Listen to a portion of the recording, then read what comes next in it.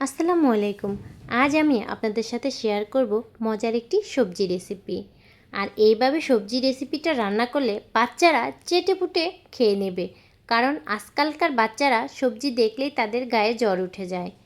চলুন তাহলে কিভাবে রান্না করি দেখা যাক।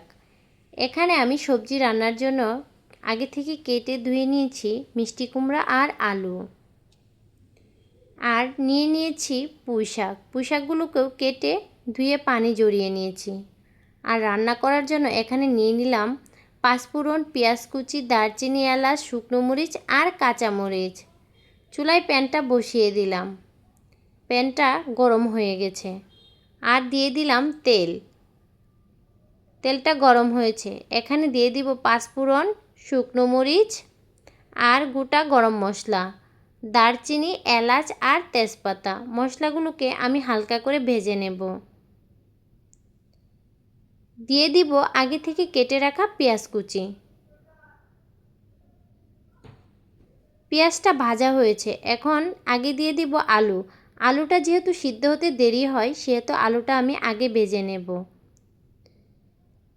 স্বাদমতো লবণ, হলুদের গুঁড়ো আর হাফ চা চামচ জিরে গুঁড়ো, সবগুলো মশলা একসাথে মিশিয়ে ঢাকনা দিয়ে ঢেকে দিলাম আলুটা ভাজার জন্য। আলুটা এখন ভাজা হয়ে গেছে। এখন আমি এখানে দিয়ে দিব আগে থেকে কেটে রাখা মিষ্টি কুমড়োটা আমি একটু বড় করে কেটে নিয়েছি, কারণ যাতে রান্নার সময় মিষ্টি কুমড়োগুলো গলে না যায়। মিষ্টি কুমড়া আর আলুটা একসাথে কিছুক্ষণ ভেজে নেব। আর এখন এখানে দিয়ে দিব কাঁচামরিচ, কারণ এখানে আমি আর কোনো শুকনো মরিচের গুঁড়ো এড করব না। আর সবজি রান্নার টাইমে কাঁচামরিচটা দিলে সবজিটা খেতেও টেস্ট হয়। আলু আর মিষ্টি কুমড়োটা ভাজা হয়ে গেছে। এখন এখানে দিয়ে দিব আগে থেকে কেটে ধুয়ে পানি জড়িয়ে রাখা পুঁইশাকটা দিয়ে সবগুলো সবজির সাথে নাড়াচাড়া দিয়ে আমি মিশিয়ে নেব। মিশিয়ে ঢাকনা দিয়ে ঢেকে দিব, আর মাঝারি আঁচে রান্না করে নেব আমি সবজিটা। সবগুলো সবজি দেখুন মিশে একেবারে সিদ্ধ হয়ে গেছে কিন্তু। আর আপনারা সবসময় খেয়াল রাখবেন সবজি রান্না করার সময় যে কোনো শাক দিয়ে রান্না করলে শাকের পরিমাণটা বাড়িয়ে দেওয়ার জন্য। এখানে 3 রকমের সবজি দিয়ে সবজিটা রান্না করা হলো।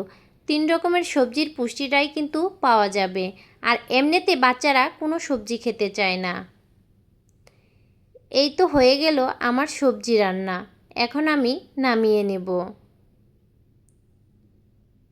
এইভাবে সবজি রান্না করলে বাচ্চারা অবশ্যই চেটেপুটে খেয়ে নেবে। আর আমার এই সবজি রেসিপিটা যদি ভালো লাগে, অবশ্যই কিন্তু আপনারা আমার কমেন্ট বক্সে জানিয়ে যাবেন, আর বেশি বেশি শেয়ার করবেন। আবারও দেখা হবে কোনো এক ভিডিওতে, সেই অপেক্ষায় ভালো থাকবেন। ধন্যবাদ সবাইকে।